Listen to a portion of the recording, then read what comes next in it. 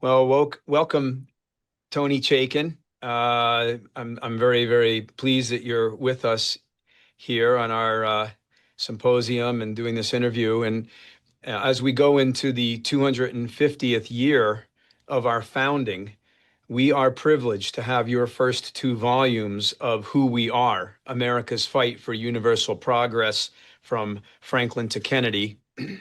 And I would point out it's not only American progress, but it's universal progress. This monumental work that you have produced is truly a gift, and we anxiously await the third volume. So thank you for joining us today at TLO.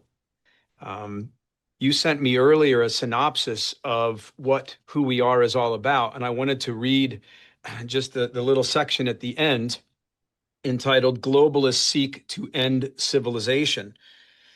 This enemy sees the progress of industrial nations as a threat to their power.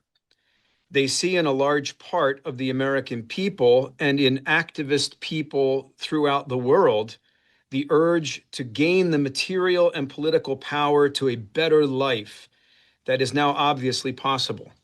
The outcome of fulfilling our needs as a human species is the casting aside of oligarchy. So these criminals are now acting to bring an end to the civilization of the past 600 years and to reduce our numbers to the pitiful small groups of dark ages long ago. They would do this by driving us to madness, to cruelties never practiced before, to destroy ourselves, so that for those of us who survive, they can somehow continue to rule over those of us and convince us to deny our human nature.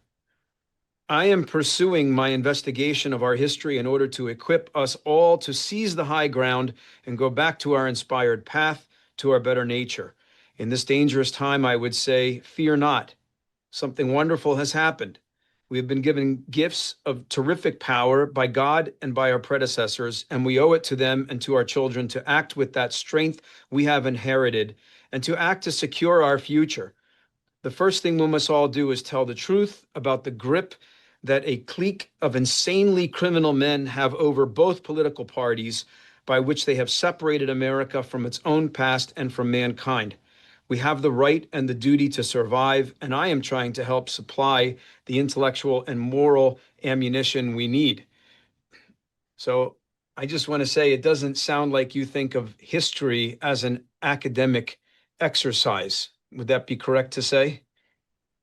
No, and it's correct. And the urgent part of it is what you pointed out in the title, that this is not only American history, but it's the history of our fight for universal progress. That those people that I have been able to trace out and discover who they were in detail and what they did to build up this country, as they did so, they always fought for the progress of the human race.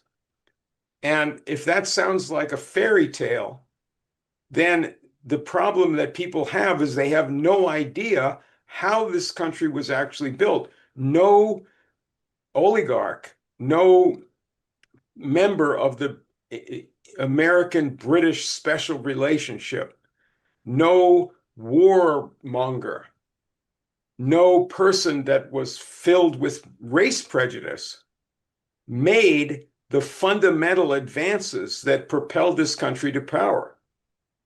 And the facts in that case, and the fact that everybody who did make these advances had to fight people of that oligarchical description and this transatlantic power all the time. These are the facts of our history that I've brought out, and let somebody argue the facts, not their opinion about whether man is any good or not, whether God exists, whether man even exists as a species. People are filled with a lot of delusions that only evil can exist. And they study evil, they think, but they're not really studying evil. They're stuck in the sand. Their head is in the sand because they don't see what we have inherited that is beautiful, along with inheriting this flaw and this would-be control by an age-old enemy of globalist oligarchs. Yeah. Yeah, I was thinking about your initial book, Treason in America, which I highly recommend. Obviously, it's an important thing to know, but and while it's covered throughout here, the treasonous faction, this is what we really need to know is the good stuff, right? I mean, because people love to know the bad stuff. They get into that, but to know the good stuff has been completely hidden.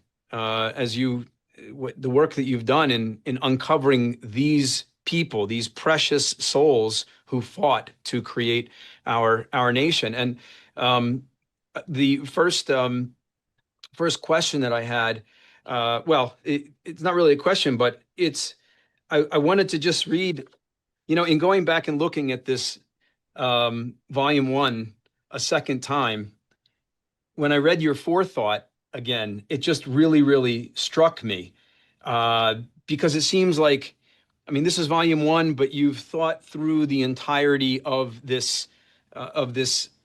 concept. Yeah, exactly. This trilogy. And so you start with this forethought. Prometheus defied Zeus, the Greek god image of those rulers who wish humanity to live in darkness or to be slaughtered. Prometheus gave to man heaven's powerful secret, fire, for which he was tormented by Zeus. Prometheus found the other animals well off for everything, but mankind naked, unshod, unbedded, and unarmed. Prometheus therefore stole from Hephaestus, god of fire and metalworking, and Athena, goddess of wisdom and civilization, the gift of skill in the arts, together with fire, for without fire it was impossible for anyone to possess or use this skill, and bestowed it on man. Through this gift, man has the means of life. That's from Plato's Protagoras. Prometheus once found a congenial home in America and may yet again. And that really, really struck me as a beautiful forethought to this entire trilogy project, because this is really the issue. And as we've been discussing here, this question of the 600-year history that you mentioned in this document from this morning, that the United States didn't just come out of nowhere, that it was a project of a long struggle for civilization in Europe, and that, it's important for people to understand that and to be aware of it. So There were rulers who acted in the interest of their people before America. Some rulers, right. and there was the composition, the invention, really, of the idea of self-government in the West as well as in the East and elsewhere.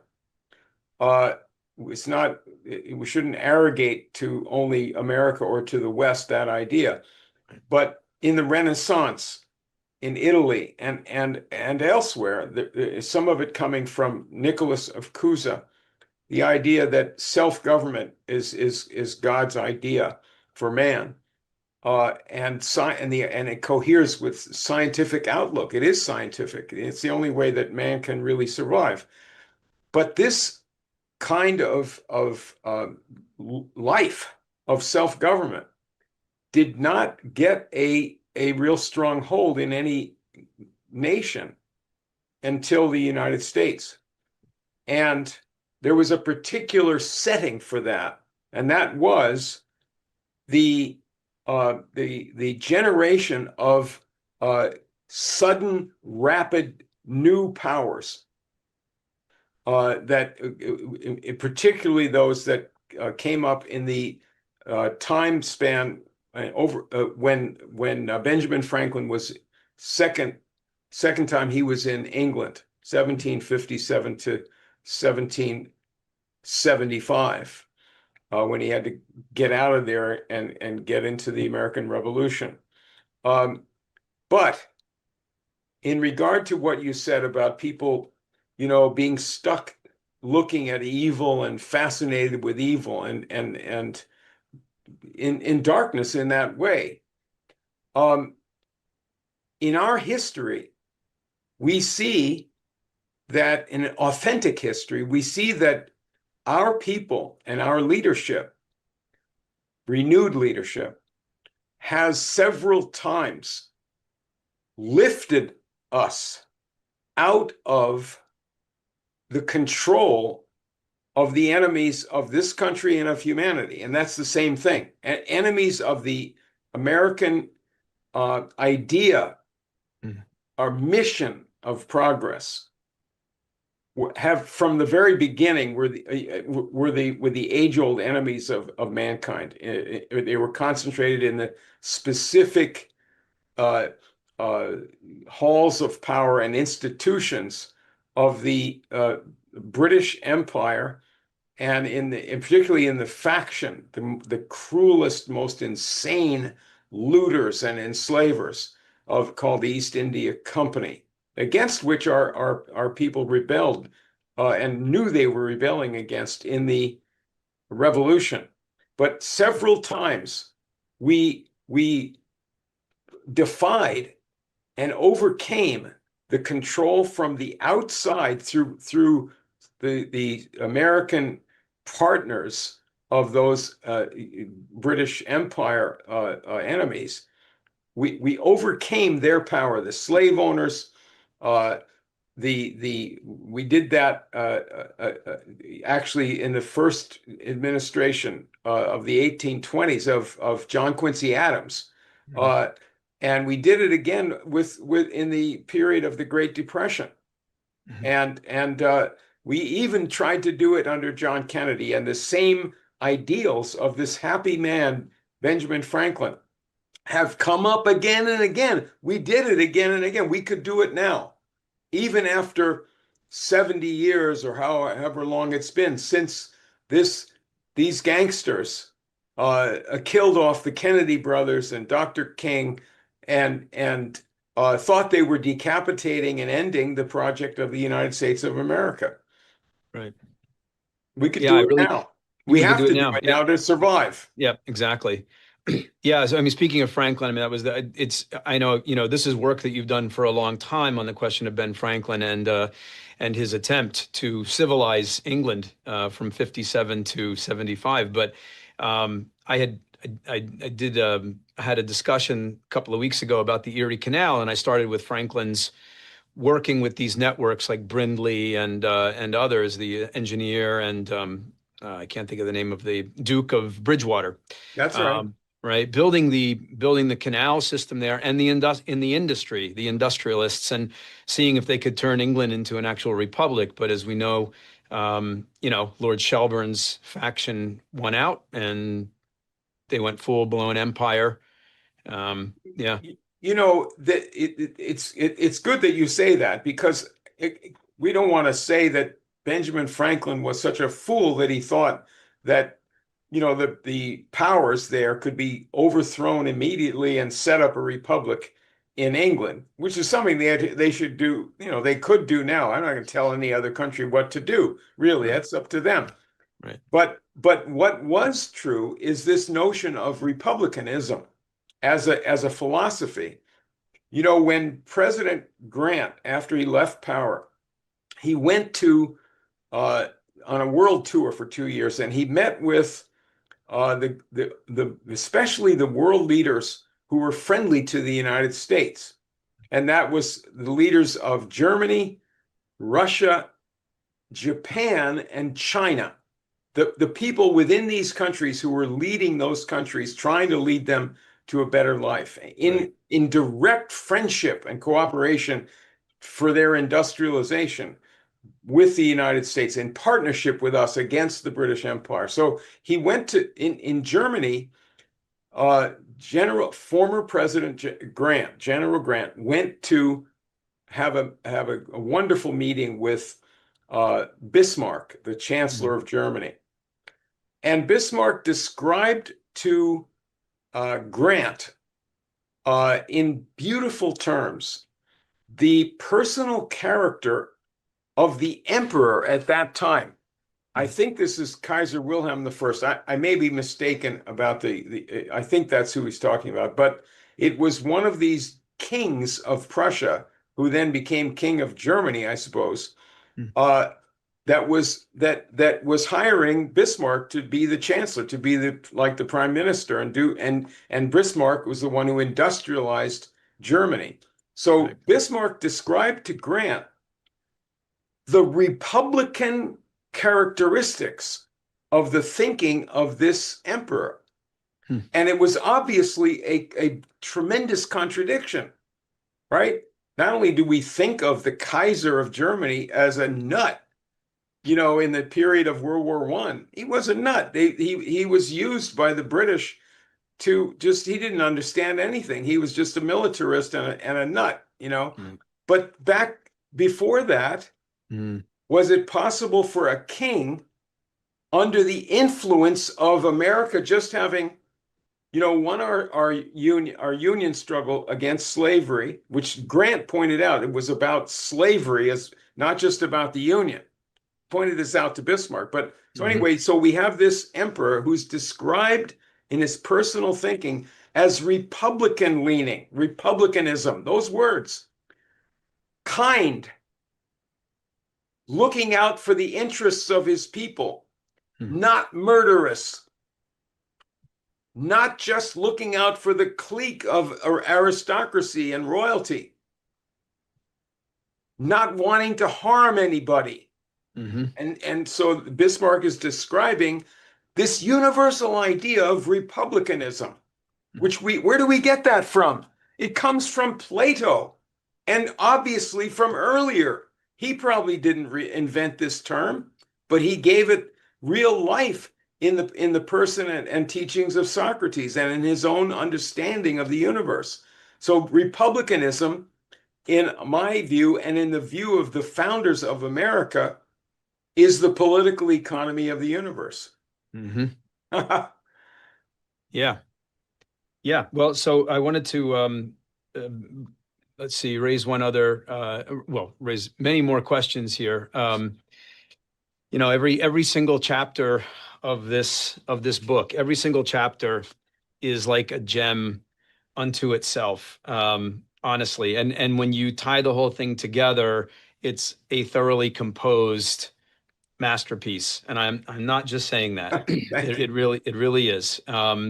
If you only read these volumes, you would know the essentials, but it's also a reference for generations to come. Copious footnotes to delve into, to use for direction of sources that you'd want to read and study further. But one thing I wanted to point to immediately, you see this fight. Now, we've won the American Revolution, and I was struck that in the book, you actually don't cover a lot of the details of the American Revolution. This is covered elsewhere, but you get to the essence of what it was about and the things that people don't know. You say America's emergence as a powerful republic would threaten the global dominance of the imperial system.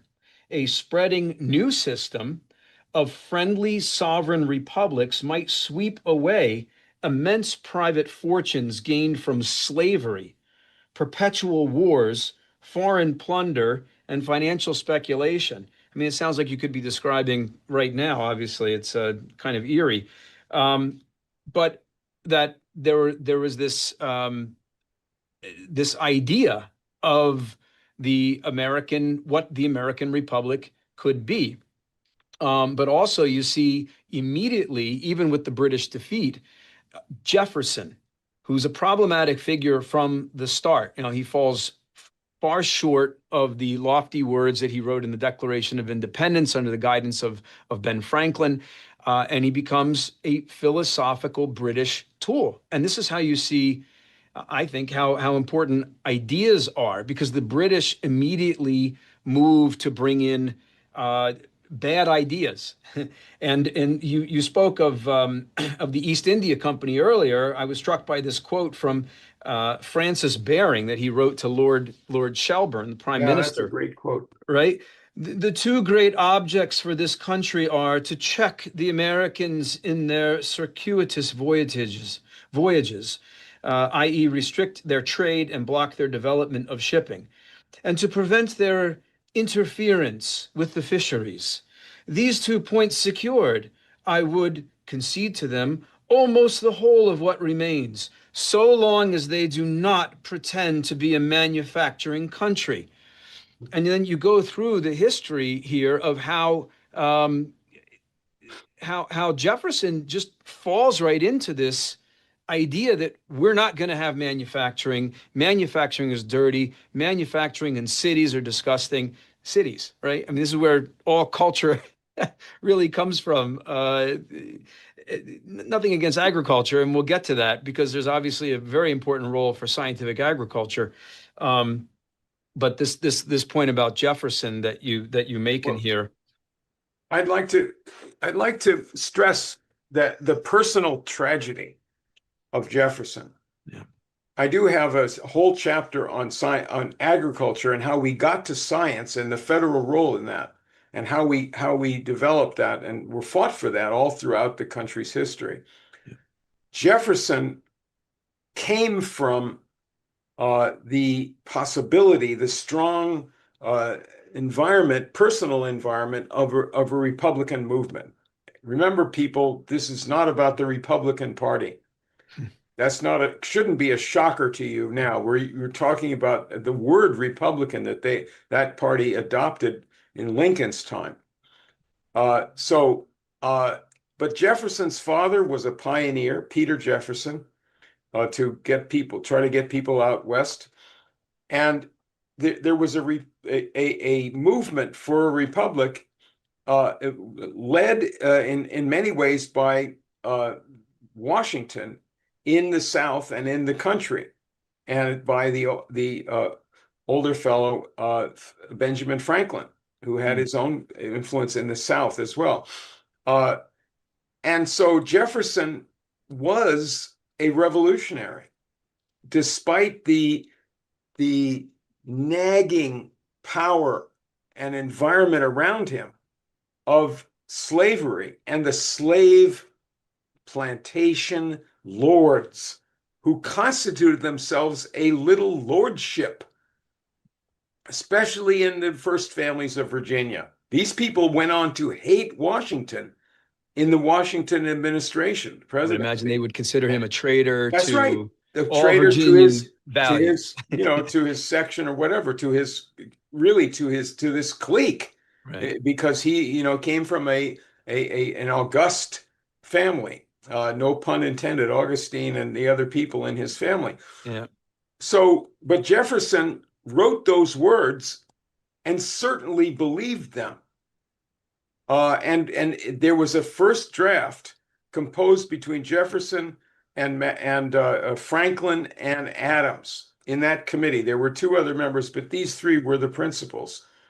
And the first draft, as people should know, attacked the King of England for his slavery, promoting the institution of slavery, and said this is against God, and we're against this. Right. This was put down by this gang controlling Virginia and South Carolina. Jefferson, I think, says that later on as to who broke down this first draft. It wasn't in the published draft, but Jefferson was publicly anti-slavery, which took a lot of courage in certain ways in his environment.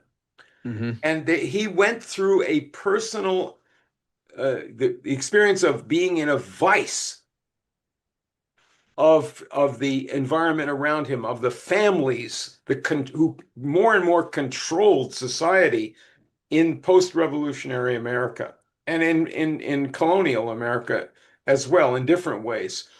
They tightened this vice, and Jefferson came into the situation where he is owning 600 slaves himself.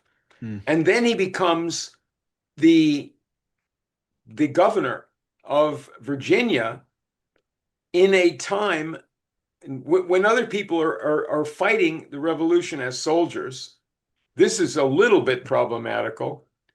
He's not in the national government at that point. He's the governor of Virginia, and he ought to play a role because the battles are being fought in Virginia in many ways. And he failed as governor. It may not have been his fault entirely or at all. And I don't want to call him a coward. He removed the government from the capital, and he was not able in any way to block the British from carrying out their cruelties and conquest in Virginia. Until later we were allied with the French and we beat them at Yorktown. But so this was humiliating, and the vice of this gang of the so-called first families of Virginia, not Washington. Why isn't Washington the leader of that supposed leadership? Well, Washington, his family committed the sin of having iron forges and he is personally in favor of developing a modern society, canals and engines and hooking up with the rest of mankind to make progress. Scientific agriculture. A nation that had strength for its own people's sake. That was a sin in these people's eyes. But these are the ones who put Jefferson under their power, and he gave in to that. And he started studying Adam Smith. You might as well be studying Karl Marx, because neither one of those people believed in the power of a nation to propel mankind forward. They're both thinking in terms of the rule of the mighty over other people. Right. And Marx says, well, let's have the workers be the mighty and get rid of the other people and so forth. Right. So what did Jefferson do? He studied this British philosophy, this British free trade idea for stopping America to have industry, and said, well, industry will interfere with our slave society. It'll interfere with our power here. All kinds of terrible things will happen. What kind of people will we have if we have protectionism? Well, we will have a workforce. He didn't say this because he wanted to be part of the propaganda of the British against our development. But this is what industry allows us to do and has allowed us to do. It allows us to create a workforce that is intelligent, that is literate, that is inventive, that is independent, that has high wages and demands those wages for their fellow, creatures, and that demands that the federal government use its national power not to control them or society, but to steer trade and to steer credit and to do certain projects that allow us to make for ourselves in our country a better life. And if people think like that, are that ambitious, they will never stand for some bunch of hooligans with fancy clothes and a so-called better education that they get at Oxford or Harvard to rule over us when they are dumb. They're stupid. All they know is their own power. Right. And then they have fancy words about how to manipulate people. Right. So Jefferson went over to France in that terrible state of mind, having been directly asked, and I document this, to take the Southern interest as his interest, not the national interest. That was from Randolph. It's in the book, first volume. He goes to France, and there, Lord Shelburne, the head of the East India faction, who was a prime minister during at the later phases of the American Revolution, Shelburne, who cooked up this whole regime of let's tell the world we're for free trade. We'll swindle the world under what we call free trade. our monopoly over advanced industry. Right. Shelburne sent his own man, the executor of Adam Smith, who was a tutor in Shelburne's family, over to France to tutor Jefferson personally while Jefferson was ambassador to France. This is this is at a time when the same Shelburne and Bentham and others are sending fake revolutionaries from Britain over to France and from Geneva over to France to anarchize the French Revolution. It's the false flag that they have done so well or evilly since the dawn of time. Right. And that's what wrecked the French Revolution. Yeah, and as you point out, destroyed the tradition of Colbert and this great scientific tradition that Hamilton references as That's right. the essence of American system. Yeah. So, also you point out in here that the federal government, let's see, promoting and protecting a manufacturing of our own produce, our fisheries, our coastal merchant shipping ought not by any means be sacrificed to the interest of foreign trade or subjected to injury by the wild speculations of ignorant adventurers. This is from Ben Franklin and Tench Coxe as they prepared for the Constitutional Convention. They wrote a pamphlet to educate the people that were going into obviously this was going to be an issue, right? How do you bring in the nation together? What principles are you going to bring it together on? And that they said the federal government must be able to veto state laws that interfere with the forceful national development policy. And rather than letting the South remain a de facto colonial sector of the British, the government should see to it that, quote, the produce of the southern states should be exchanged for such manufactures as can be made by the northern. So immediately, there's a fight by Franklin's networks to bring development to the South and to take away this infection of slavery and the slave system in the South, which I think is an important point to make because it's because people say, oh, Right. What do you think of the United States? Well, slavery, it was founded on slavery, and nothing could be further from the truth, not to deny the horrors of slavery, but this was like an infection in the United States that had to be defeated. And I want to get at some things later. It's your view of mankind. It's not just about black chattel slavery. It's the whole view of labor and mankind, which you eloquently go through. And I want to get to those points a bit later, but we still have the same terrible prejudice against people who are not like us, which is shown most viciously in black slavery, African slavery. And we exhibit that when we go to war, foreign wars, or we do things to destroy the capability of some foreign leader to raise up his country in Africa or South America or anywhere, or Iran for that matter. Right. But when this meeting took place during the Constitutional Convention at the home of Benjamin Franklin, and the meeting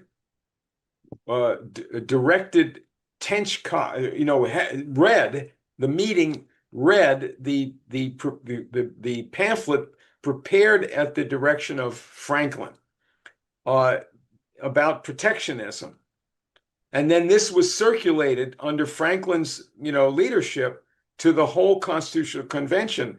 This is Franklin's idea. It wasn't that pamphlet was written by Tench Coxe, who went on to be the assistant to Alexander Hamilton as Treasury Secretary. So you have the continuity between Franklin and Hamilton. In this pamphlet, he's proposing that the South should get its manufactured goods from the North. Mm-hmm. But the clear intent of Hamilton is not, and of Washington for sure, is not to keep the South as a great plantation. That would defeat the whole thing. That would defeat the whole American project. The idea is to develop American national industrial power and to thereby, and in many ways under specific projects, to change the character of the South. Again and again, the best people in our country's history have tried to do that. Lincoln tried, Lincoln had that as his objective, to change the South, like Washington wanted to do, Right. and not leave it the way the imperial, misleaders of the world had set it up to begin with. Not to begin with, actually, the first colonists didn't bring slaves with them. And they also weren't out to exterminate the Indians. Right. This was a specific, clash, specifically pushed and pushed and pushed again by the London faction and by people who had things to gain by affiliating with them, to pit the races against each other and to subject as much of society to be an underclass as possible. Right. That was the game of the empire. Yeah. Royal African Company, right? These guys bring the slaves into the United States very, very deliberately and aggressively. Now, so chapter 6 in your book, in the first volume, the new economic system. I'm just going to read the opening section here. Breaking from a degraded world order.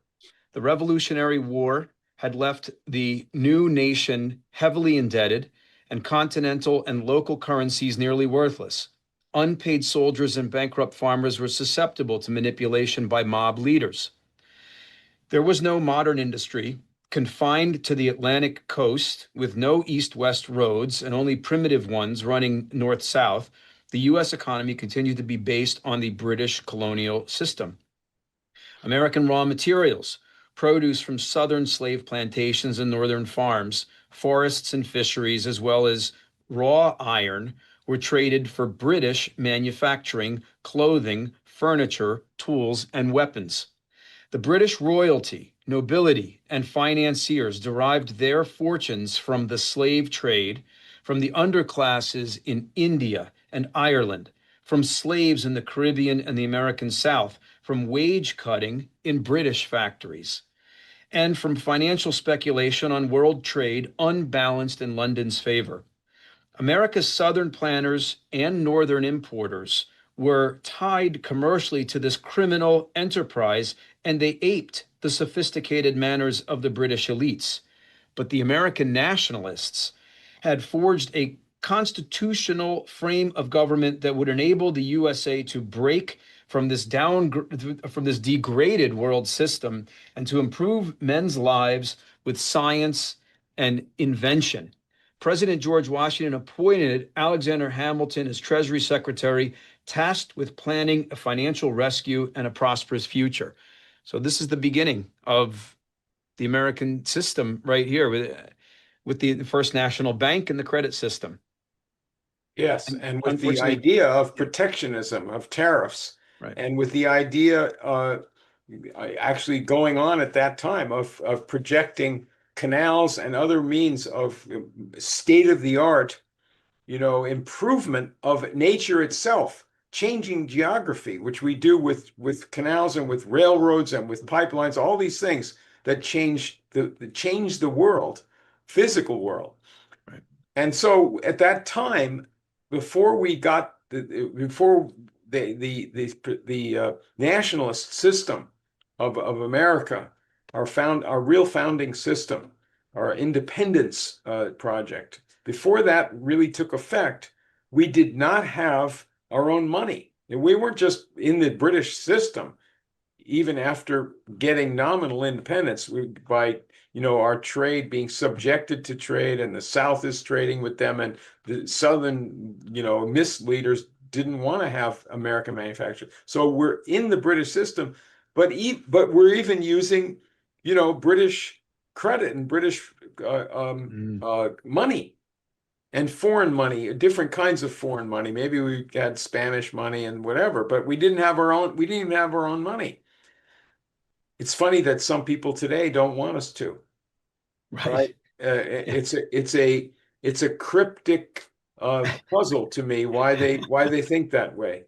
Right. But anyway, so going back then, look at today when we have the world filled up with maybe $2 quadrillion of derivatives and fake assets. There are not assets. It's just smoke, with things written somewhere in some electronic form. Mm. Who knows where? Or any it could be, it's not even there really, right? It's Right. just somebody talks about it. And so on the basis of this, they loot into that system, which is offshore, which is not subjected to law. It's not part of any intention to improve our country or loyalty or allegiance to any country, really. They've Mm. destroyed the US industry, the British industry, and Germany's industry. Oh, you know, oh, they say, well, we have defense, but what you have is the great power, so-called power, is this smoke of speculation based on theft and based on deception of the public. Also based on revenues from destroying the world under narcotics, for example. All right, that's the drug culture An and the old British base trick. culture, all kinds of debasement. So Right. you have this. Don't talk to me about a budget deficit when you have this vast deficit in this globalist system between the physical development and needs and productive apparatus of our country and this huge bubble of smoke Right. that is the base along, or the envelope, put it that way, for these different instruments of power by which this tiny little minority of people, this thin rule, really, Mm. of the combined intelligence services of the Five Eyes plus Israel, the British and English speaking people and so forth, and their media people and so forth. The world doesn't, the Americans and the world don't like this. They don't agree with this. And the wars, they don't agree with it. It's a They voted bubble. against it. So we Yeah. gotta take this bubble and put it through bankruptcy. And there are some very easy ways, not easy to accomplish, but simple things that we need to go back to. Mm. Glass-Steagall, the infrastructure bank, and so forth. That will give us a way of dealing with this terrible deficit in reality. So that's the kind of the problem that we faced then when we made a new system. We don't need to make a new system of governance. We need our own system of governance. We're Right. now ruled by criminals, by an international criminal elite, which is, their idea of improving the human race is to breed people like themselves, fruitcakes in their own families where they don't intermarry, uh, and then get rid of other people that are non-elite to reduce the population and so forth. That's not the way you improve humanity. You improve humanity by inventions and discoveries like we did. Right.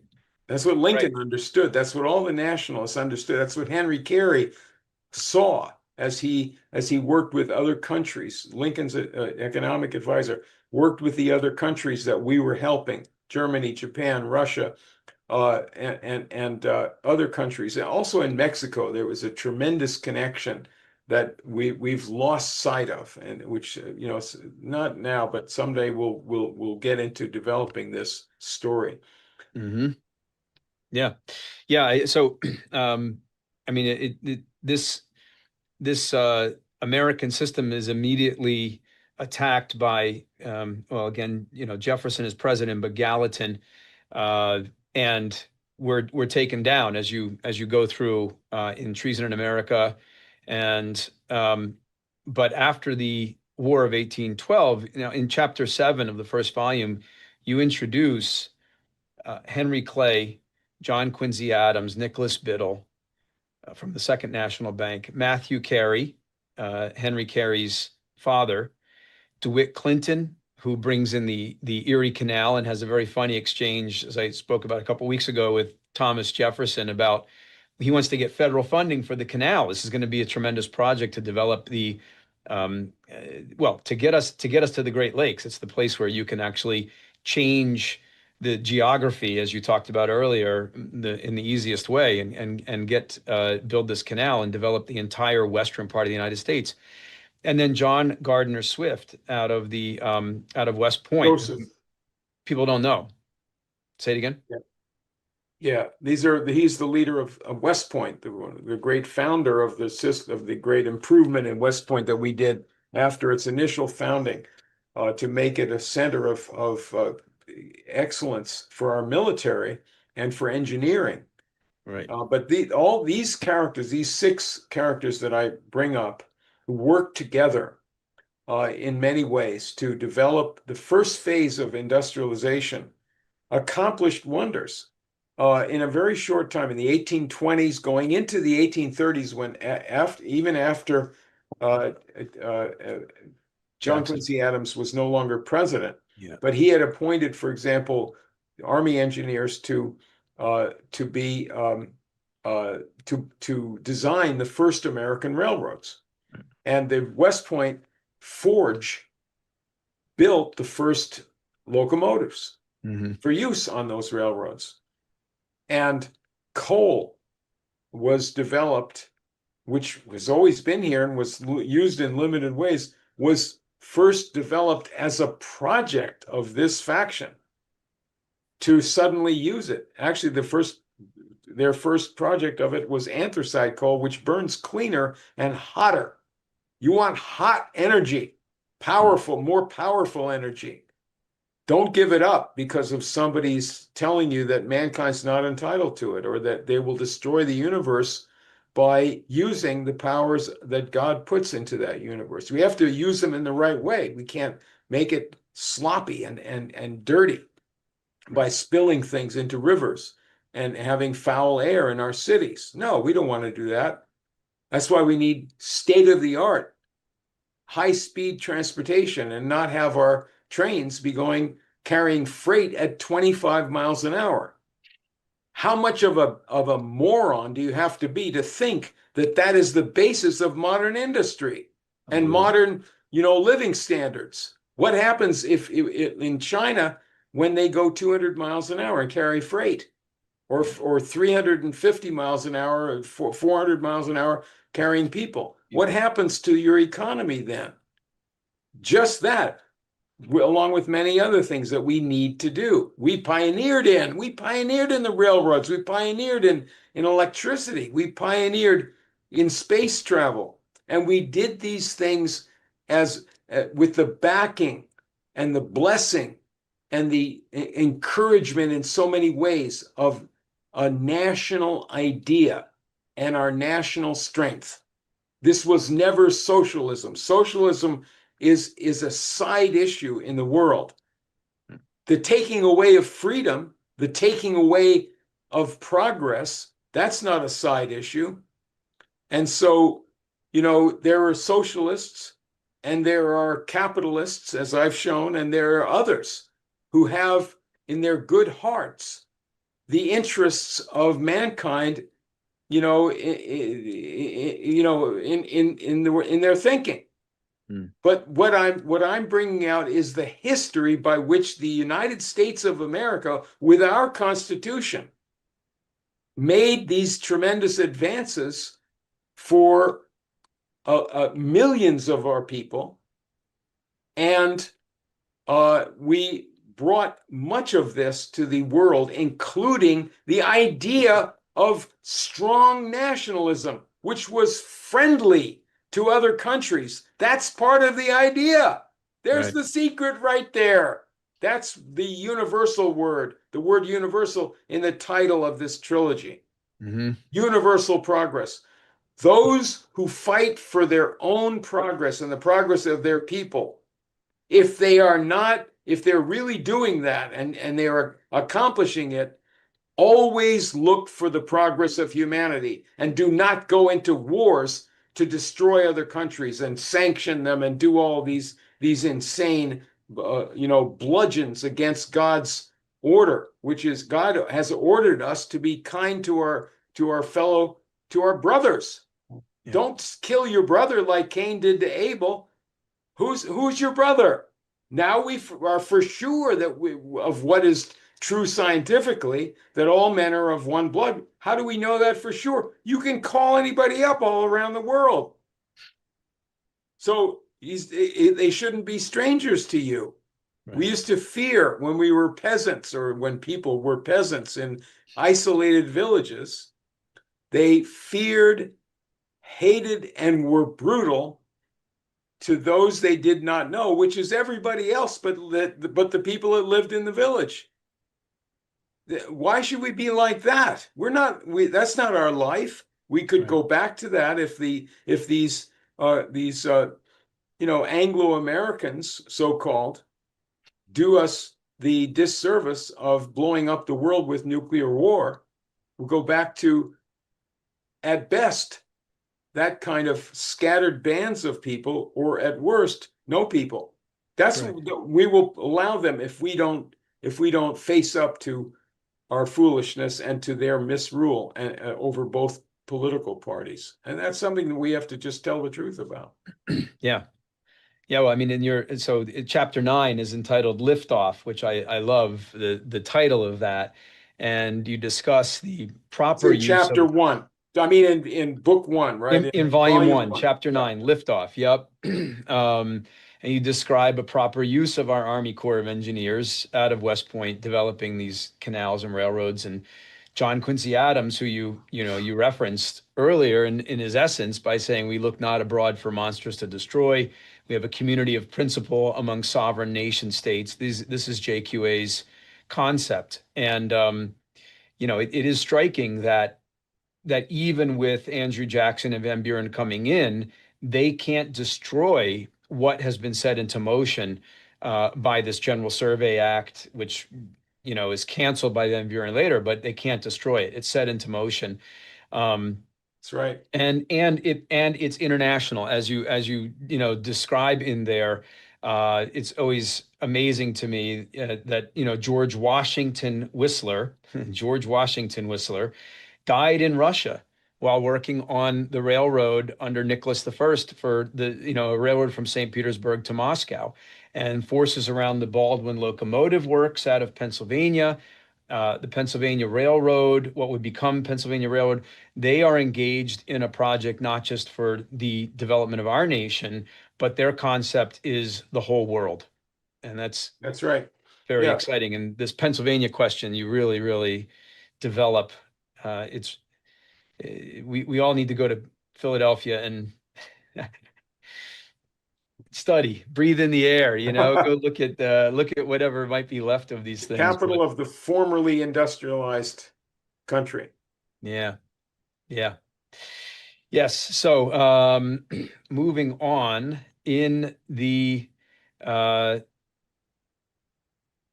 end of volume 1 and the beginning of volume 2, you introduce a figure named Abraham Lincoln as a fighter for the American system, internal improvements, a national bank, high protective tariff, as his short speech indicated, like the old ladies dance. And it strikes me that this is not what Lincoln is generally known for. People know very little That's right. about him. They might think he saved the Union. They don't know this economic aspect of him. And you really, um, really flush that out, and all the circles around him. Henry Carey too. People talk about, Henry Carey. He was Lincoln's economic advisor. How did that work? You flush it out. You develop it in volume 2 in an amazing way, in a way that hasn't been developed anywhere else from what I've been able to see. So Yeah, I went through all of everything that Lincoln wrote his collected works are available for anybody, so you can do that in books or online. So it's not, takes some time, but it's not hard to do. Right. And then I went through every letter written by Henry Carey, what you could read of them. You have to read, sometimes you have to read the index cards because his handwriting is terrible. Fortunately, Lincoln had good handwriting. Mm.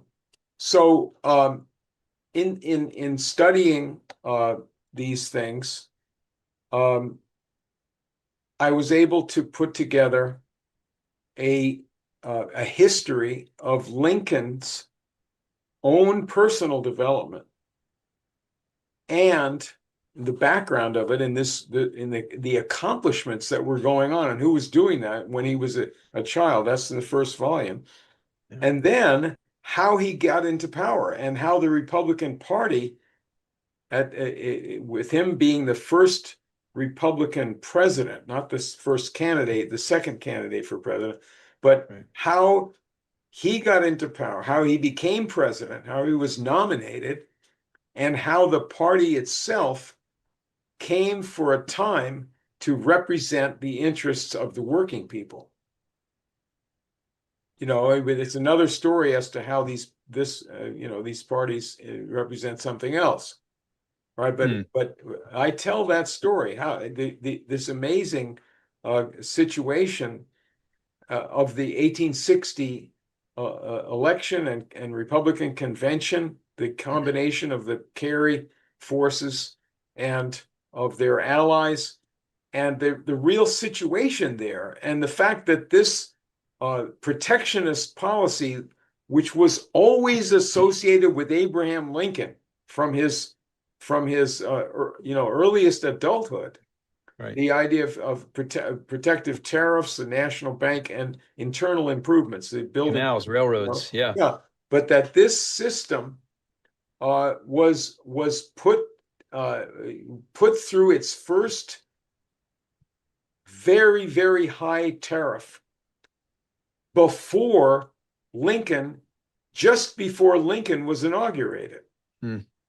This coincided almost to the day with the freeing of the slaves of Russia, just before Lincoln came in here to do, and it was seen and foreseen that that was going to be a project, right?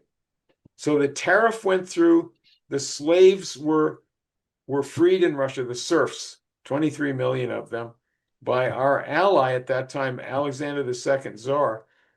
And then the next day, Lincoln was inaugurated. This is it's like a single event on 3 successive days. And Henry Carey is in the middle of all of this.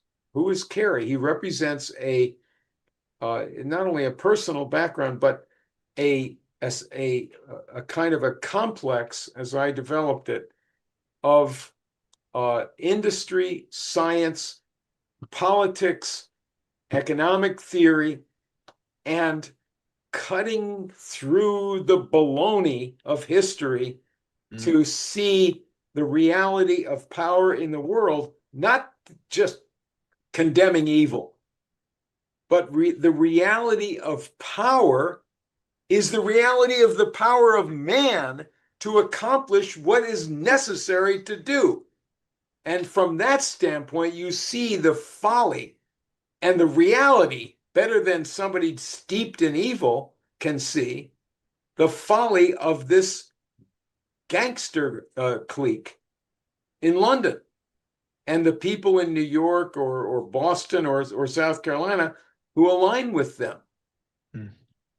So we were able to develop a new governance at the same time as we developed.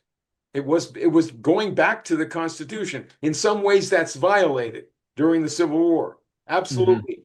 You have to have habeas corpus, and Lincoln suspended that habeas corpus during the war. But war does that to you. Don't tell me you can have a war without suspending civil liberties. Stop the war if you want to be free. Is that a paradox? You need war to defend yourself. You failed some other way to not have the war under modern civilization. What about Hitler? Well, how about this particular same faction, now the Dulles faction, later called the Bush family, that backed Hitler's rise to power? Who was the head of that? Not some little guy, George Bush, or his father Prescott, not even Dulles, but the Bank of England and the British leaders, particularly this hoodlum Montague Norman, head of the Bank of England, with his friends in America like Morgan. They without them, there is no Hitler rise to be the dictator of Germany. They didn't invent Hitler; they used him because they were promoting fascism all over Europe and in Japan. The same group. So if you want to avoid World War II, fight and stop this clique from running power in your country and doing wrong in the world. That's the problem right now.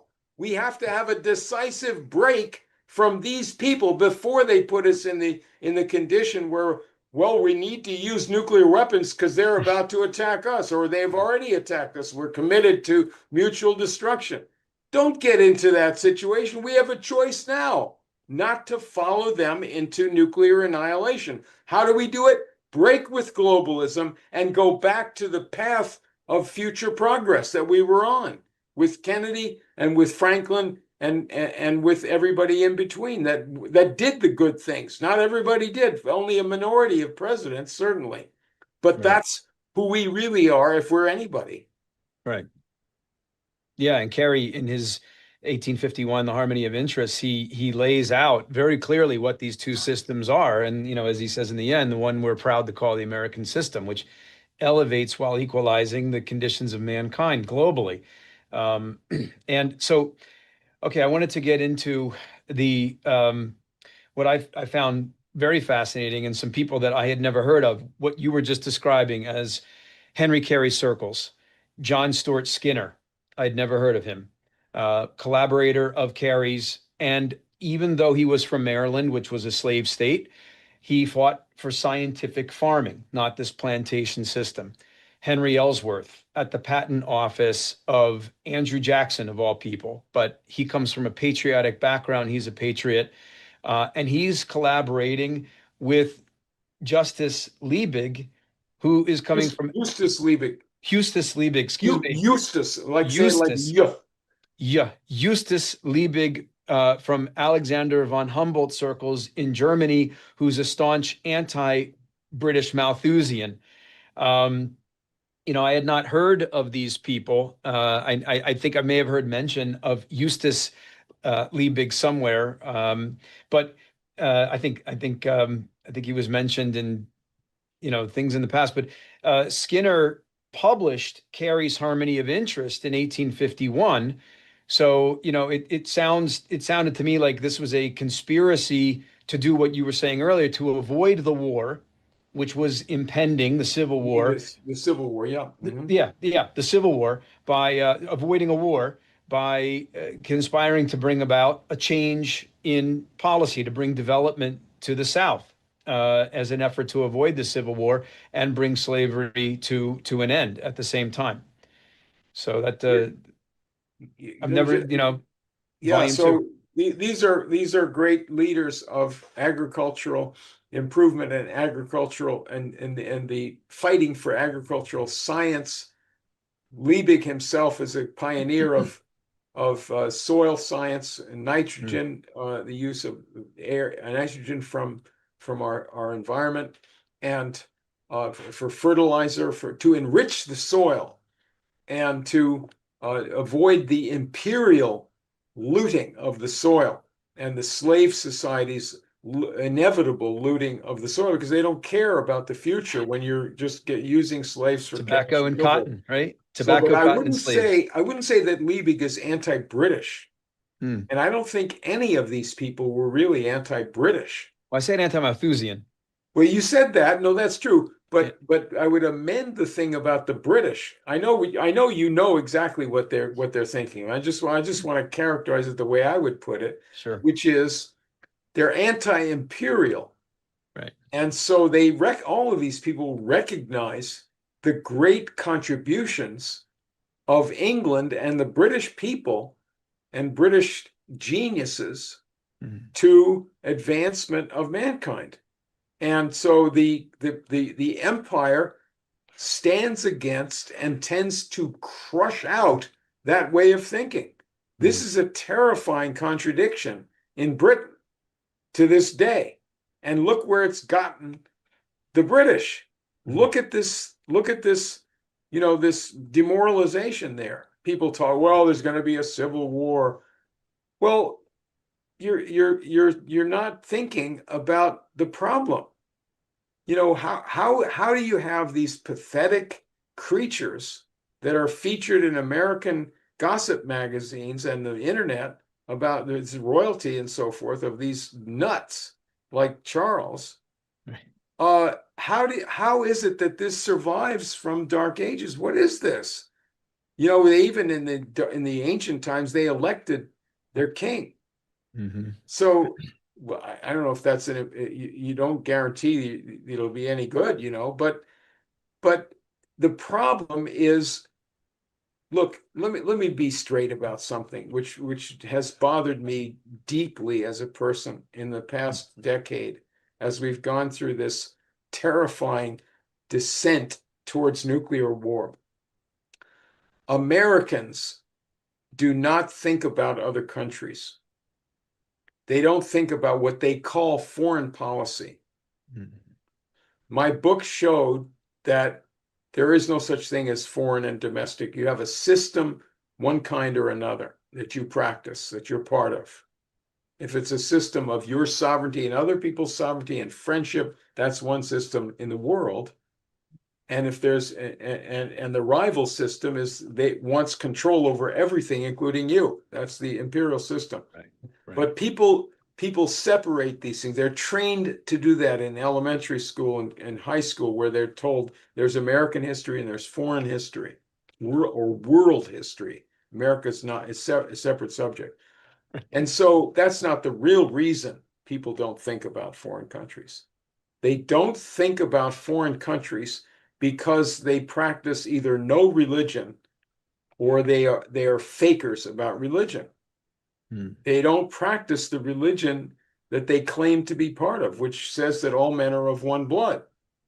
They don't understand that the science of the universe and of mankind is totally scientific. And especially now with these powers, we're going to sink or swim together. And we are literally of one blood. We have common origin of mankind. We're one species. If you Right. don't understand that, I'm sorry, it's pathetic. And you're a danger to yourself and to everybody else.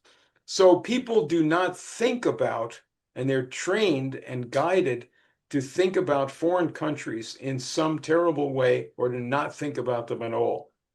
Mostly they don't think about them. They don't even think about Mexico or South America or Central America, what's happening to the people in those countries, which they ought to think about. How are we contributing to them being, or is this system making them be desperate refugees? Is there Right. something we could do about that so they don't flood over here? Don't tell me you need a strong border when you're cooking up refugees at the same time. That does that make any sense?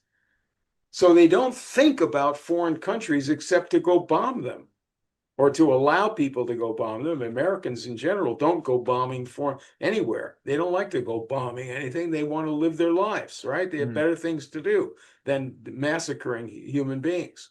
But some people do that with our bombs right now. Israel and Ukraine, for example, they're doing that. Who's guiding them to do that? This clique that has been operating against us for hundreds of years.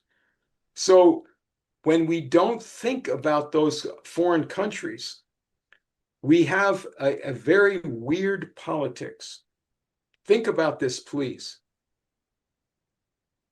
Suppose you're a Democrat and you condemn something Trump has done or Republicans have done about the budget, or some evil thing they've done with the police against refugees, right, against immigrants.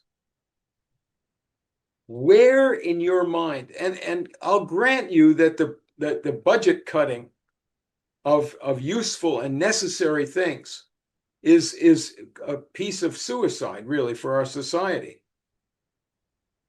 But where in the thinking of such kind of establishment Democrats is the protest, the street protest, the outrage expressed together in some powerful way against the mass murder through war and impoverishment by this system since their first big crime of the 1960s, mass murdering our leaders, the three of them, right, the Kennedy brothers and Martin Luther King. And you can add in some other people that they killed.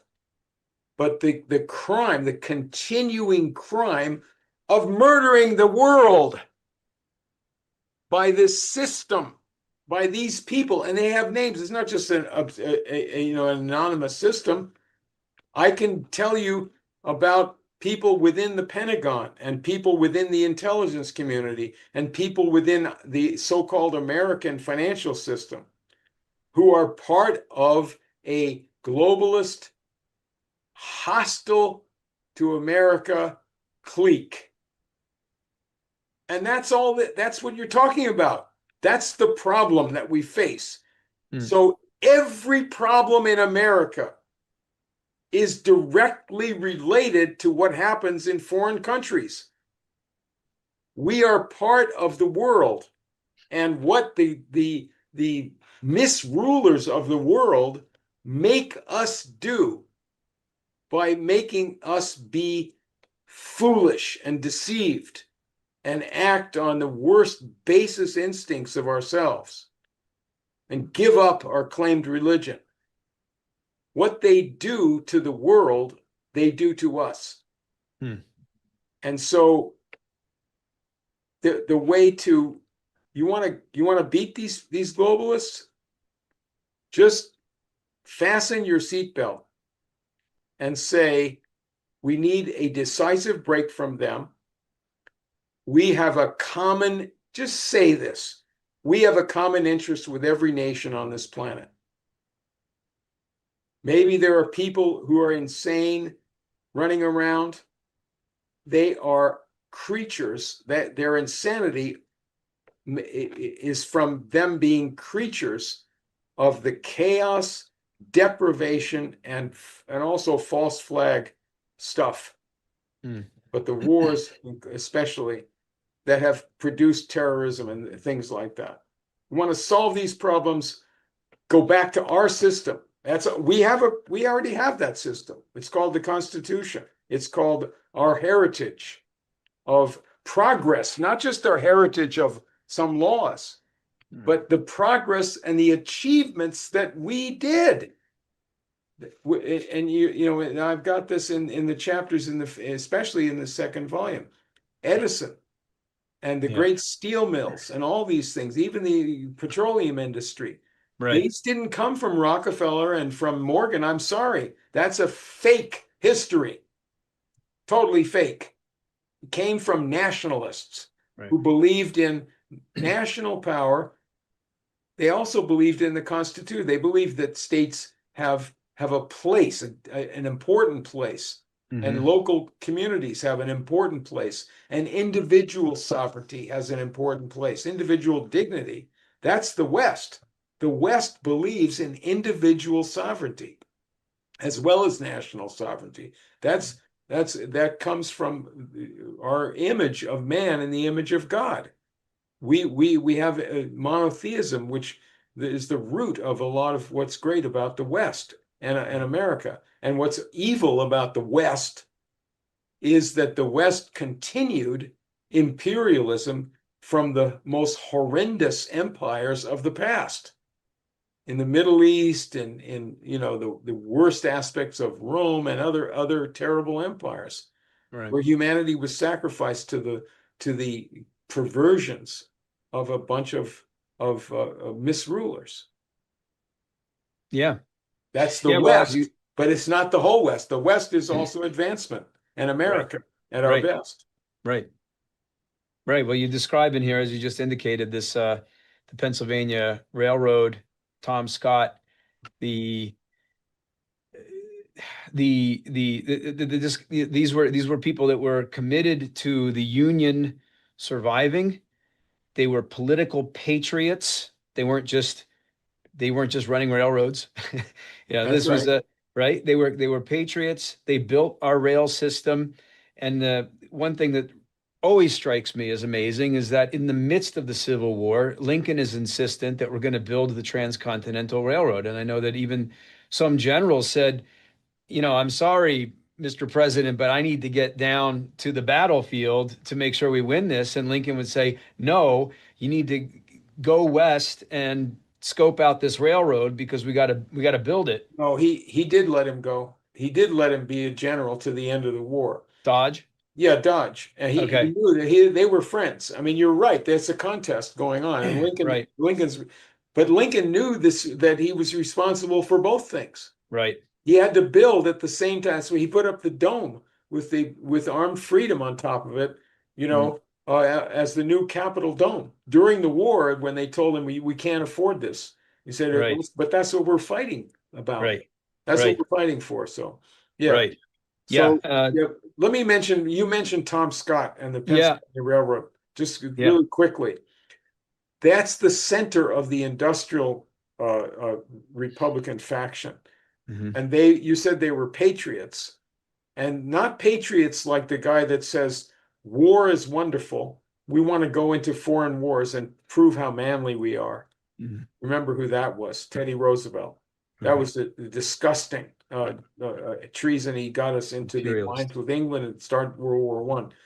But the Pennsylvania Railroad was the principal organizing center for the creation of new industries. They Hmm. and their immediate allies, particularly in Philadelphia, with others in different parts of the country, but the center of this was Philadelphia. And Henry Carey was their leader, their light. Right. And so they developed the Pennsylvania Railroad itself, created the American steel industry on purpose for American interests, as well as for whatever private gain they would get. And many of these things cost money that didn't get back to them right away, like the Duke of Bridgewater did his canal in England, Hmm. without thought of, it wasn't for immediate profit. He wanted the glory, in a way, of doing something that was going to last for a long time and that would change things forever in a good way. That's what Edison wanted. He wanted that esteem of his fellow men. That's what Lincoln wanted, from doing good. That's a human instinct. It's a good instinct, It's right? a good instinct. Yeah. Absolutely. So that was the center of, and people don't know about Tom Scott. He's reviled in false histories, Hmm. and they tell you that he was one of the princes of the Gilded Age, a robber baron. He was corrupt.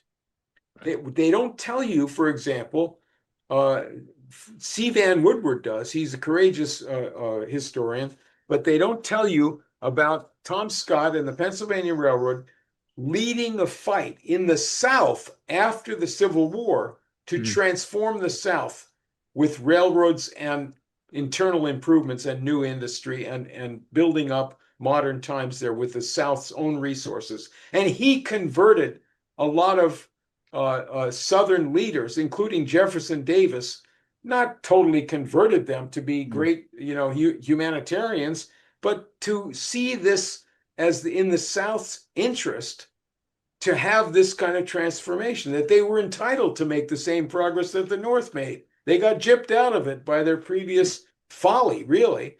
And Right. so he was fighting for this, and Tom Scott's proposed deal to, okay, you can pull the troops out of the South if you want to, in exchange for changing the South so it's not backward and stupid.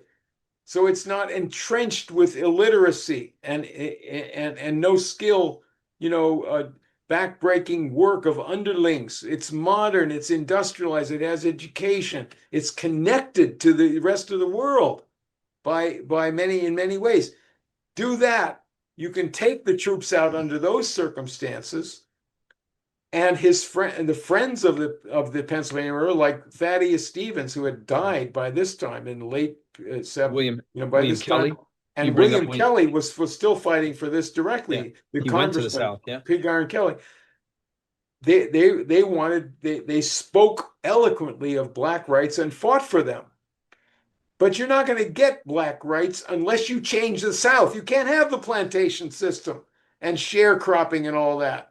I don't care what you say, your rights you believe in, voting or anything else.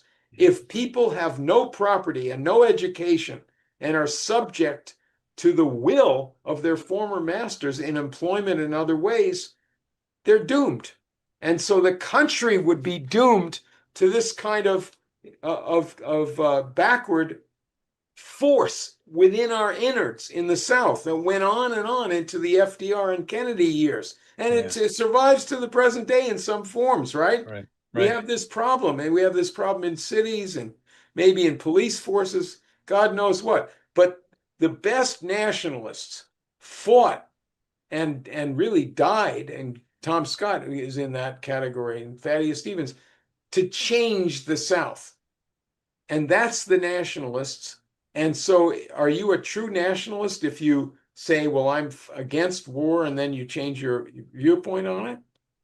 Or I'm for tariffs, but now I can't do anything more on that, and I have to give all this up because we got to plunge into nuclear war against Russia, China, and Iran. The new axis of evil. These enemies, these globalist enemies, are the ones who created the first axis, the real axis of Germany, fascist Italy, and Tojo.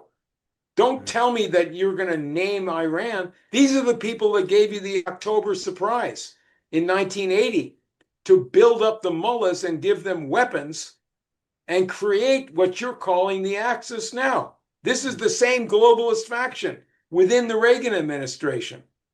That's George H.W. Bush and people like Oliver North. They're stooges of this globalist faction, like Bush's father and their bank, Harriman and their friends in Morgan and in London. Yeah. Well, and Morgan, Morgan is the head of that in America. wow. I mean, what a treasonous pig. I mean, the whole family with his I've father. got the story in this book I of know. where they came from, how they did this, how they got into this power. Yeah. That's a real scoop in this Yeah. book. No question about it. And you have a little footnote in there, which is like, I mean, this little footnote, but it was like the punchline to me, which was after they slander Jay Cook and bankrupt him, and this is on behalf of absolute British City of London imperial interests, not British, but City of London imperial interests, the House of Morgan. And they say there's this silly argument that, oh, if we build this Northern Pacific Railroad, because Cook, as you point out, as soon as the Transcontinental Railroad is finished, within days they use the momentum to go ahead with the Northern Pacific Railroad, and the potential of maybe even taking over the Hudson Bay Company territory to develop it, to develop Canada, and as Joshua Owen says in here, work with the Russians to build railroads and break the back of British and French imperial power. That's right. So they're gonna do this, and then it's bankrupted and destroyed by this House of Morgan, and the way that he's described as there's different kinds of bankers in the world. This funny thing that you have from a biography of him, right? There are the cold calculating bankers like J.P. Morgan. They don't have national interests. Very rarely do they have patriotism. That's true, right? And then basically he said, but then there's fools like Jay Cook who get excited about great projects for their nation. How silly, right? I know. I And, know. And then the punchline is that these guys, they take over the railroad and they finish it, but for private profit, right? It's Yeah. North That's the kind of foolishness that God loves. That's the kind of simplicity of affection that God must love. I don't know how God feels about things, but it's my intuition says that any being that is merciful loves this kind of simple thought of doing something great, and that will make you better if you do that. Doing something great for the world makes you better. Yep. Yep. Yep. And so, I just like doing to something great for your family makes you better, right? That's what you have to think of yourself and your family, and that's in harmony with doing good for others, right? sure, it's People love. learn to do good for others by the love they have in their own family, right? Right. That's where you learn this love, Absolutely. right, for mankind.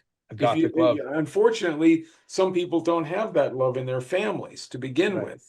And Right. this sometimes cripples their emotions. Sometimes people can rise above that, and this is wonderful to see.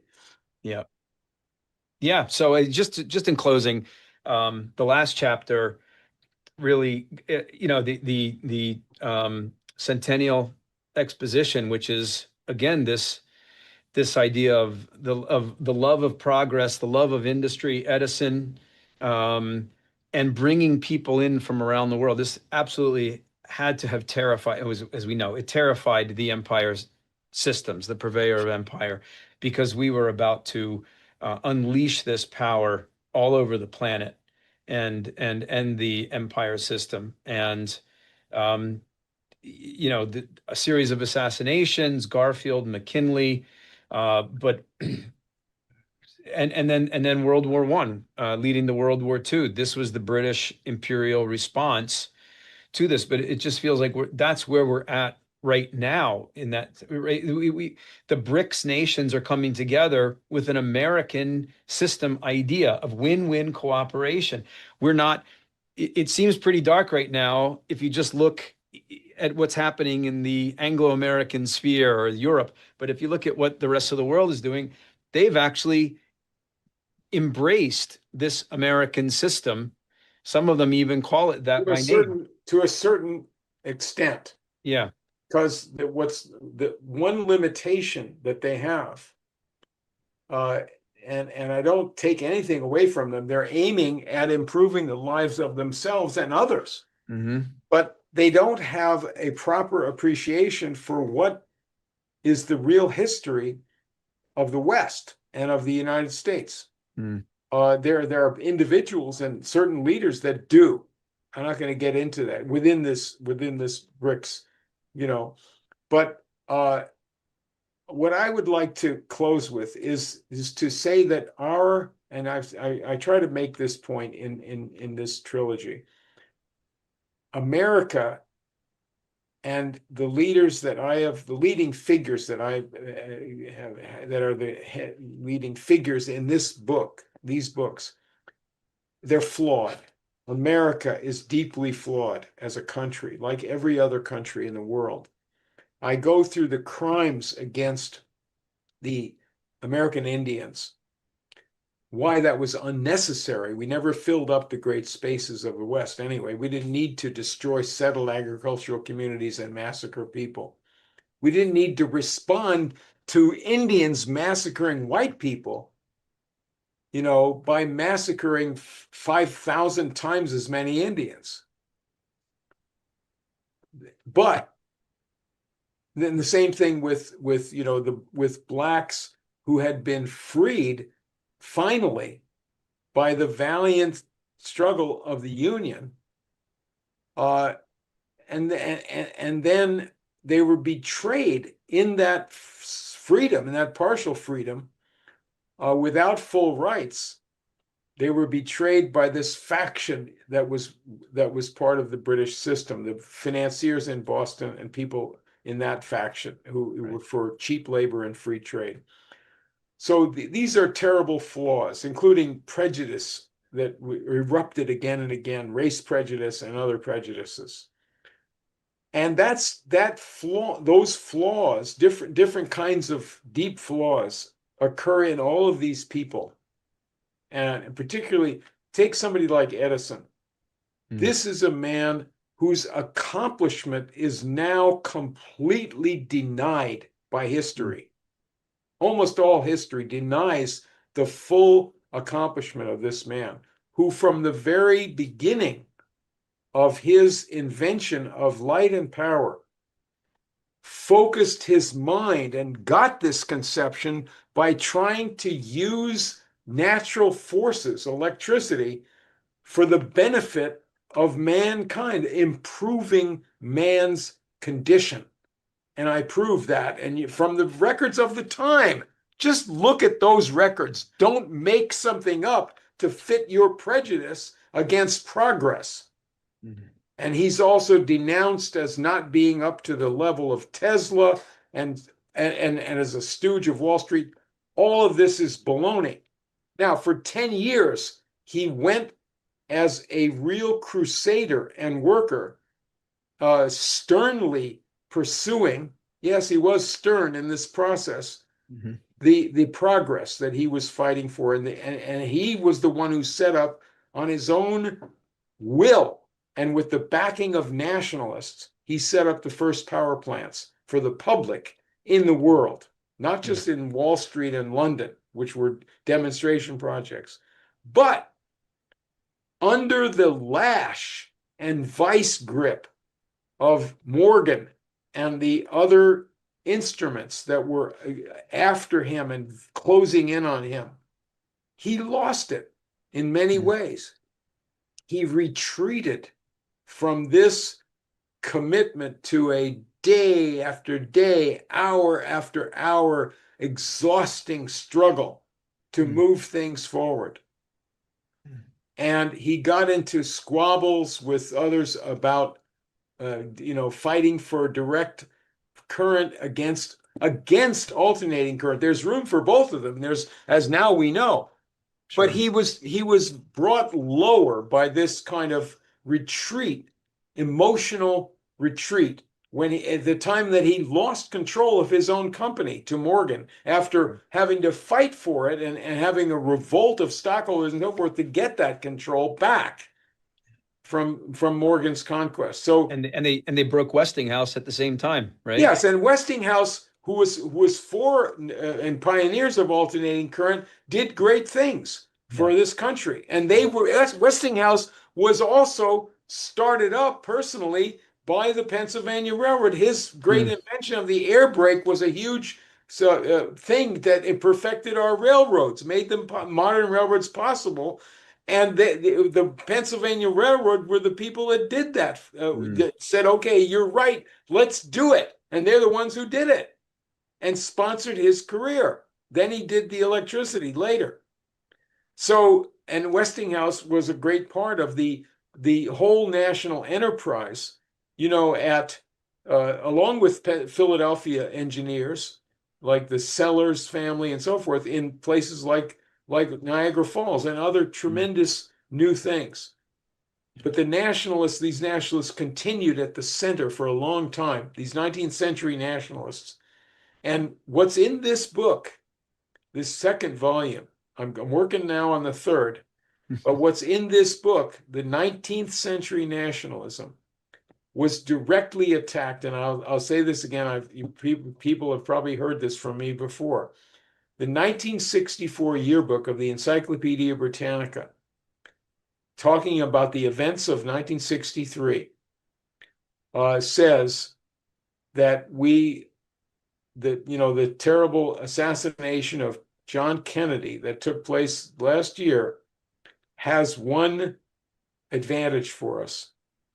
There's one thing that we should be thankful for, and that is that it's likely that 19th century nationalism, quote unquote, is finished off in this world. I hope not. I hope Let's make we sure get it's it not. back because FDR and Kennedy revived it. Maybe they had certain changes in the tariffs and what have you, but the general idea, and also they saw how they had to fight and regulate some kinds of, particularly finance, who Mhm. otherwise would gain the power over our country. Right. So people, conservatives say, well, FDR was a Democrat and he was for big government and he was a communist. They can say anything they want, but they haven't studied the man and how he changed dramatically from what he believed in as a relative of Teddy Roosevelt until he condemned that globalism of Teddy Roosevelt, that bullying of the world under Teddy Roosevelt. That's not nationalism. Nationalism is the real buildup of our powers over nature, showing that we are the children of God. And that's what all of our best leaders believed in up to the time that Kennedy was shot down by this enemy clique. And he finally reconstructed the South, right? With TVA. Well, that's right. And Franklin Roosevelt's father was involved in that with Tom Scott in the Pennsylvania Railroad. That's a Oh, tremendous, that's a scoop also that's in this book. I One just, thing you didn't bring up was Lyndon LaRouche. And oh, that's true. I had thought of what I would say about Lyndon LaRouche, and I had Hmm. a particular thing to say, and that is that he had a certain kind of grace that Schiller spoke about in his essay or his work on universal history. Hmm. And that is, instead of simply being puffed up with one's knowledge and fighting to say that that knowledge is supreme, the grace and also the understanding to be able to solicit and accept and change one's own thinking with the basic idea of justice that you have in your heart for humanity, Hmm. to change one's own thinking with new ideas about the American system wasn't there to begin with. But this idea, this love of justice, which is at the heart of the American system, was there all the Right. time. So he's not a Right. leftist in the sense of some ideological construct. He never was that way. Right. And really, I don't know, he was a Quaker, but he's not just a Quaker. He's a human being who Yeah. had, you know, I'm in. something good in his heart. And so, but he had this particular grace. You know what I'm talking about? I do. Schiller talks I about. do. Well, Tony, thank you very, very much. If world leaders don't understand the role of the United States history, they should just read your books. So um, let's hope Thank everybody you. reads your books. And again, thank you for your time. And I look forward to talking to you again very soon. Thank you, Chris.